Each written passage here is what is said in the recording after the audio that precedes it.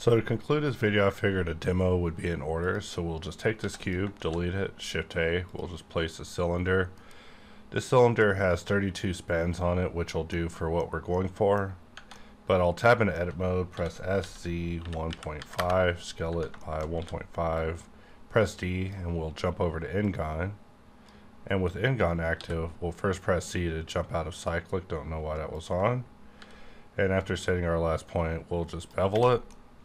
And we'll press Alt X to mirror that to the other side, and so far so good. And in order to mitigate the shading, always experiment with putting edge loops in to try to smooth things out, and as we can see, just a few edge loops went a long way towards improving the shading that we were getting with this particular area. Next thing we want to do is just grab this top piece and bevel it, and we'll just mark that. In fact, we could just use S sharpen and shift click on sharpen to adjust to auto smooth, and now we have the shape looking fairly good. The next thing we want to do from here is look at this from side view, and we'll just first press D, switch to box, and then hold Control, bring out snap dots, press A for make, and we'll just hit spacebar to just end it, and it did not jump over to the other side. So we'll just tab in edit mode and jump to vertex, and we'll just jump it over ourselves. Doesn't matter if it's 100% accurate, we can actually bring this piece out because we're just going to be mirroring it. We just want a box just encompassing both sides. So I'm just going to grab these three faces, Control I, delete everything else with Control I and just delete. And we'll just grab these two edges and we'll just press Control Shift B. And instead of letting the bevels overshoot, we'll press C and just let those meet. And we'll select these two, just press J. We'll select this, press Control B.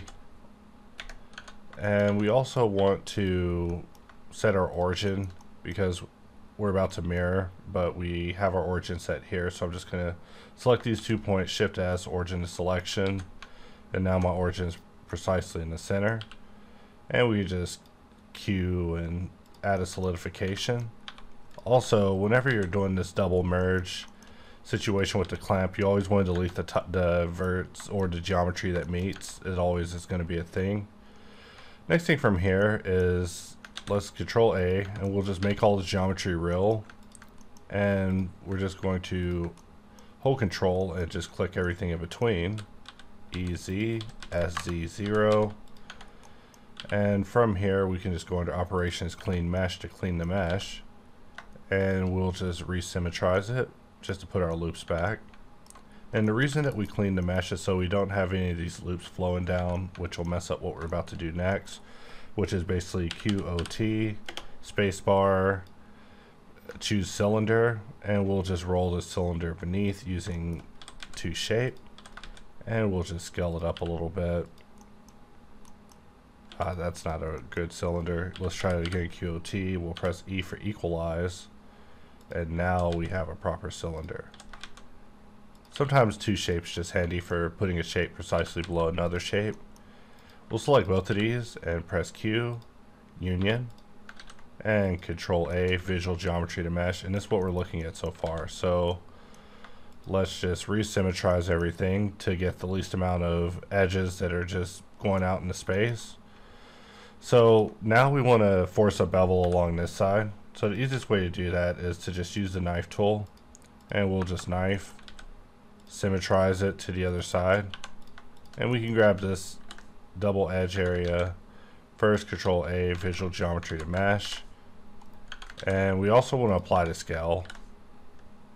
And now we can create a bevel flowing just like this. We'll just select each of these edges that aren't needed, dissolve them, and I can just tell you from experience that you always have to do a back merge on this sort of area or else you'll have issues. And let's Alt X, symmetrize it, and so now we've created kind of our laser, and we've created our base.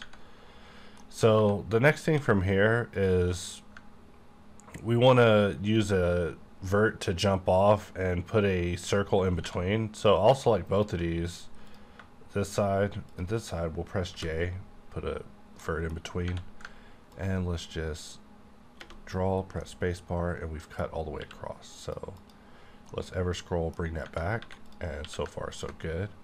And let's just control click mark in order to put a reverse bevel, and just lower in the auto smooth does the job every time.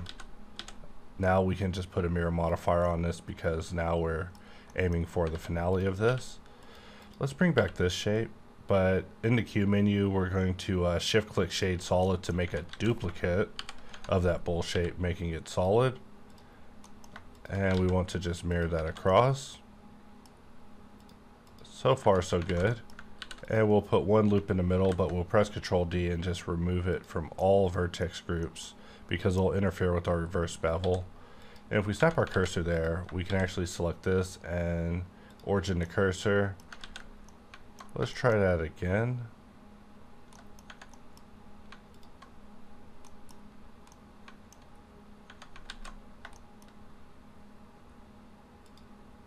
Actually, I wonder if using the loop in the middle was actually entirely accurate. So let's use reset. Nope, reset's not going to do it for us. Origin to selection, and then we can use reset in object mode. What axis? Oh, it's not even Y. It's I mean, it's not even X. It's Y. Sorry, it's 3:50 in the morning that I'm recording this, so not completely awake. Let's try that again. Let's bring this back. We'll snap our cursor here, and then we'll set our origin here, and it just makes our life easier for making this possible. So we just want our origin in the right place. Sometimes it's just important to get the origin just right. A lot of keystrokes there, but still, mission accomplished. So now we're going to bring out a box, but we're going to turn it into a wedge. But instead, we're going to rotate around 180 degrees. And we can just shift click sharpen to lower to auto smooth. And let's just mirror that to the other side. And so now we've created our base, and we've created kind of our laser that we're starting off with. If we want, we can start beveling the bottom base of it as well to just round that out. And just looking at debating on what our next steps are going to be.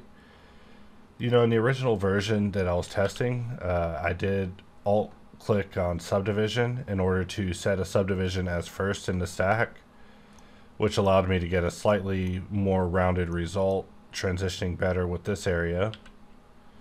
And then I had a weld just to even out some rough edges, but if you scroll it up too high, it'll definitely start eating your lunch, so you want to be careful. At this point, I can also select the shape and just put a bevel. And whenever the bevel comes into play, that's when I find myself increasing my weld, because just a little bit of care with the bevel and its relationship can improve its relationship with the surface. However, we may want to bring back this piece and just do some maintenance on it, origin to geometry, so we can move it over and scale it on both sides. Maybe put a couple of edge loops in here. And we might want to also just bring it in just slightly, just trying to improve its relationship with that particular edge. And then we can of course shrink the bevel in the event that we want it to be just a little bit tighter. But just like that, we're now able to continue. So even though there's bevel on this model's now considered a little heavier than expected. So this is what wedge circle looks like whenever you just activate it with the wedge just enabled. However, we can always press D and just go into pie menu, and just by selecting circle, it'll revert back to circle, or we can just uncheck wedge. So there's more than one way to exit the state of a tool whenever you're locked in. We'll press X to keep that. And let's also mark this on the top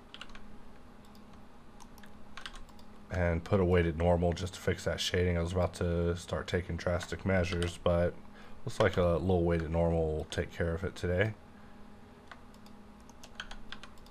Select this piece, put a reverse bevel, and let's look at this from the front. So we'll press D, switch back over to box.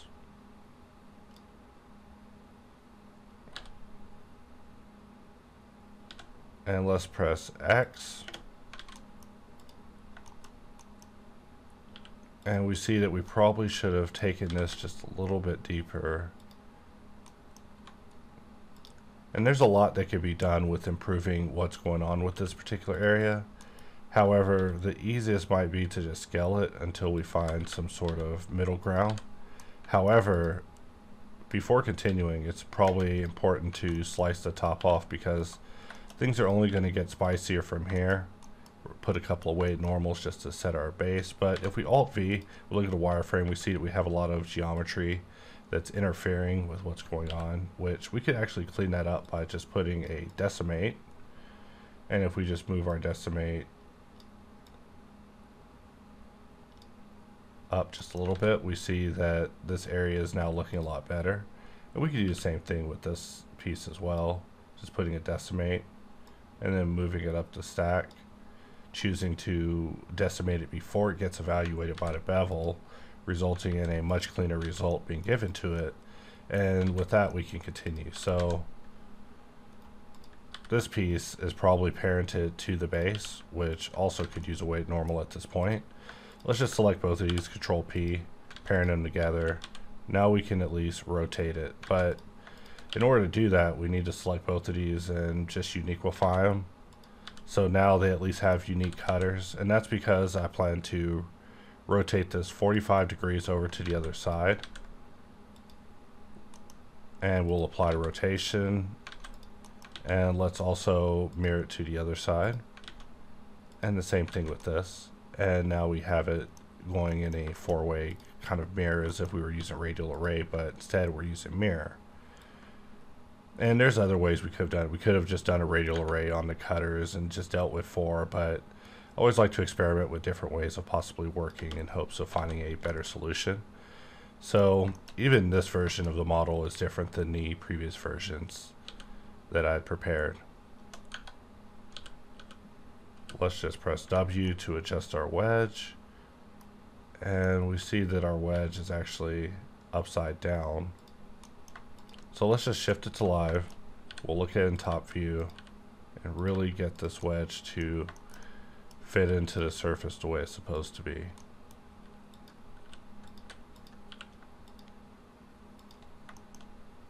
And let's take a look at what we have with our weld. Our weld is a couple of booleans below. Let's bring it up. And by either lowering or raising it, in this case raising it, we're able to now get this piece to better integrate with the wedge that we added. That was kind of a 2D wedge for a 3D situation, but we managed to make it work. So now we are back to work. So press D, switch over to box. In case you're wondering what shape I'm in, you are always able to see it up here at the top. However, my favorite way to get around through the shapes is just Alt scrolling. You can actually find all the shapes that Boxcutter has to offer just by holding Alt and rolling your mouse wheel, which is my favorite way to get around. Let's slice that part off. Let's slice that part off. And let's come into the back. And we can press X to slice it. Let's just press S in hopes of getting it to look just a little bit better. And we'll press spacebar. And now we have this piece. So let's Alt X, mirror that to the other side. Select this piece, mirror it to the other side as well. I don't even have to look at the other side because the wire display will show on the other side. It should show on the other side. We should probably make it have an option for see-through. It's supposed to be a display notification system. So for this, I'll hit align to view, where we can just create a couple of view align cuts without having to worry about the surface perpendiculars messing with us. And looking at the clock, I see that we are going to be running out of time here, so I'll speed things up.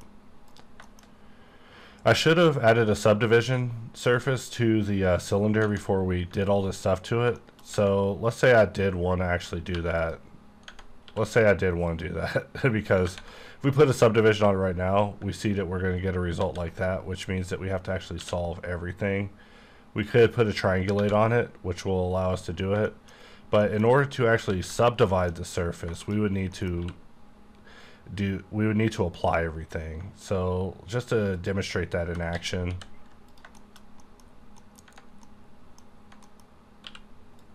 let's just run a sharpen, and we weren't able to catch the exact edges.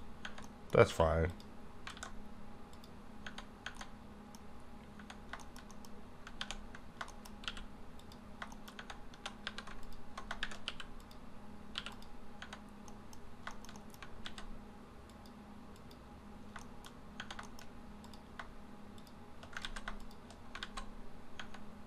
Alright, let's turn off subdivision display for edit mode. It can lie to you, so it's important to turn it off at times where you need to specifically focus on just aspects of the mesh. For this, we'll just merge this at last. Also, that piece isn't needed. You know, some of these triangles just aren't needed. Alright, we look at this, and this is basically our subdivided version. Of course, the subdivision geometry is super hacked, but it's a more rounded version of what we have here. So because of that, we'll just place this piece there and Shift S, selection to cursor, and let's just continue with that, pretending as if we gave it enough rounding to begin with. So with this selected, let's just put a bevel on it, which is definitely going to push our geometry to the max. But we also want to alt scroll backwards until we also catch that edge, because we are using angle. So let's say we actually was really OCD and we want to get rid of that. Well, I'm going to decimate it, but we got to decimate it before the bevel evaluates it, and it's fine. And now we are able to continue on. In fact, I'm going to dissolve that and select this piece and just shift click on curve extract in order to extract that to a new piece. And let's give that a bevel 2, pressing 1 in order to adjust this auto smooth in the middle of bevel. And this is our shape that we're looking at so far. In fact, using power save, let's call this Lazer assembly. And I'm hoping that this demo doesn't take any longer than 30 minutes. So let's just select everything and add a blank material. We'll give the base its own blank material that will be shared with the one that was assigned there. Let's give this its own blank material, give this a blank material. We want to give this the same blank material that's being shared there. And with these two, we could just select them and just link their materials instead of scrolling through the list.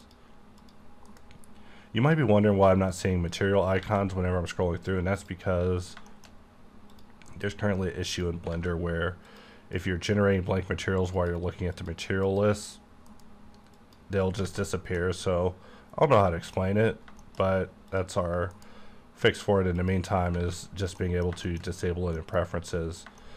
This is what we have so far. So far, so good. We press Ctrl S and really admire our work. However, the loops that are showing up here look a little bit strange. So anytime this sort of thing happens, I will go back and locate the cutter and just put a couple of edge loops. And we see that it looks a lot better by us basically mitigating the shading. Alright, so like Christmas, let's jump over to Look Dev and see what we got with our materials. And that's actually not bad at all. I was hoping that this would have been a little bit brighter of a metal, so I'm going to shift click on material scroll to replace every instance that's actually using that particular material. We'll just scroll through combinations until we find exactly the one that we want, and we could do the same thing with this piece. And we could do the same thing with this piece, just scrolling through combinations until we find absolutely the material that we want for this particular asset. With this piece, let's just control click bevel to just give it a new bevel. And something I like to do whenever I'm messing with things is just bring in a cube for the purposes of just creating an insert, extracting it, and then deleting the asset. So with this, I'll just bring in a circle, Shift T, bring in another one. This time we'll press T in order to give it thickness. Bring in another one. Press B for bevel. Bring in another one. Hold Shift, keep it live. Select the top face, do a reverse bevel. And this is basically the circle that I want to put on that area. So we're just going to draw a box around it. Press Y. And this has been extracted. It's now our custom cutter as it says at the top. We can press X and delete that. And let's just select this piece and just bring in that custom cutter we just created. and we'll just pause it so that way I can grab the extrusion dot, and by using shift while dragging it I can get a one-to-one exact recreation of what I extracted. So now we have this much finer assembly with an interesting detail on it, and if we look at it in look dev, we see that we are pretty close to the finish line. So the next thing I want to add is a laser. So I'm just going to bring in a cylinder, S, Shift, and Z in order to scale on everything but Z, and then S and Z to scale on everything, S and Z to scale on Z alone. And so here we're just sharpening it to just get a good looking cylinder. And from here, let's look at it from front view, press U, project from view, and in the UV editor we just want to select everything and just rotate it 90 degrees. And that is it for UV unwrapping for the day. So let's now look at this in our 3D view. We'll jump over to shading. And one of the things about look dev that always drives me crazy is seeing the environment in the background. So let's just turn that off. But it's not through scene world, it's actually through world opacity. So now that we have that off, let's just delete that. And inside of this material, we're going to put an input of a texture coordinate. We'll put an input of a texture of a gradient. And we'll put our UV to our gradient. Let's just view what our gradient looks like, and we see that we get black to white. Shift A, let's bring in our color ramp. And with our color ramp, we could begin sending black up the pipe, or worrying about how much white is making it down. So about something like that will suffice. And from here, we can use a shader of a transparent, shader of a mix, a shader of an emission. Really basic node setup here. And we'll just plug the gradient into the factor and plug the shader into the result. And now we should be able to see the result. However, for this particular material, we'll need to change our blend mode to be alpha blend, and maybe enable screen space refractions. I don't think it's needed, but I always click it anyways. And now we can actually see our material coming to life in the 3D view with the transparency. So right now it's just a white emissive. However, let's change this to be red. And let's just up our brightness. And in order to see how bright it really is, let's press Alt V. We'll press V to get rid of the viewport display, but we'll press Q to enable bloom for look dev. And from here, we can just begin toying with our settings, and we see that using linear isn't going to cut it, so we'll need B-spline in order to get something a little more graceful. And we'll click plus, add an additional tick, but we'll make this new tick white and put it all the way at the end. And this just gives us a nicer transition in between. So now we have this laser assembly. And the best part is we can just grab this piece and rotate it, and everything rotates with it. However, we need to put this into the parenting party. So selecting this piece and any of these pieces will do really. And we'll press Control P, Object Keep Transform. And now we have our laser assembly. And so we were able to wrap that up pretty quick in this particular video. I just wanted to do something just at the end to just kind of show something you could be doing with Boxcutter or Blender in general, just having some fun. You know, I've just been making these laser assemblies as a way to kind of wake up in the morning. However, you know, my curse is always going to be with wanting to tweak things until the living end. So with this piece, you know, it'd be cool is if we enabled our ability to see things and we went to view align and D box. Let's just take that piece out via box, press X, spacebar, and because I was able to cut it from view, I can see that it's not a very deeply cut shape. And we'll just give it a blank material. It doesn't really matter what we do because I want to make this a red material with no metallicity, but very shiny. And when we look at it in the render, that's what we are looking at.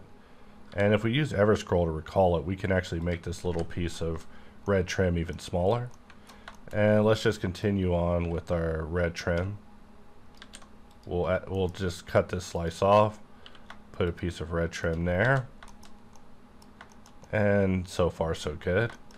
Let's also press Q, and we're not able to recall the cutter because the cutter is no longer a thing. So let's just jump over to this cutters collection and shift click on shade solid to make a solid duplicate for reasons that I no longer remember. Let's hide that piece, get rid of the camera and light. They're not my camera and light.